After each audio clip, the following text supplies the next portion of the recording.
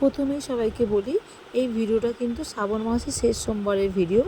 যেদিন সকালে আমি পুজো দিতে গিয়েছিলাম সেদিন একটুখানি পুজো দেওয়ার পরে বাবাকে ফাঁকা পেয়েছিলাম বলে একটু ভিডিওটা আর কি তুলতে পেরেছিলাম, নাহলে যা ভিড় হয় তোমরা সবাই তো সেটা জানো।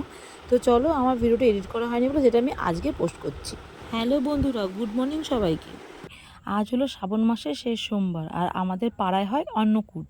তো এই দেখো আমাদের মহাদেব কি সুন্দর দেখতে লাগছে না সাজানোর পরে। বাবাকে অন্নভোগটা নিবেদন করা হয়ে গেছে, এবারে আরতির জন্য আর কি সবাই আমরা দাঁড়িয়ে আছি, মানে আরতি করবে আমরা দেখবো সে তার জন্য দাঁড়িয়ে আছি।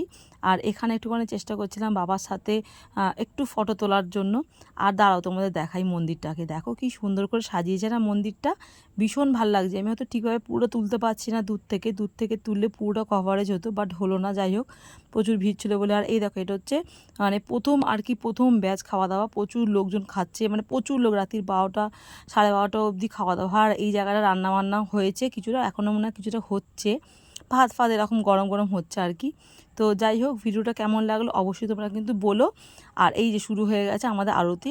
তো এই আরতিটার জন্য অনেকেই আমরা দাঁড়িয়ে থাকি অপেক্ষা করে যে কখন শুরু হবে, কখন আমরা আরতিটা মন ভরে বাবাকে দেখব। তখন না বাবার মুখটা দেখার মতো হয়ে যায়।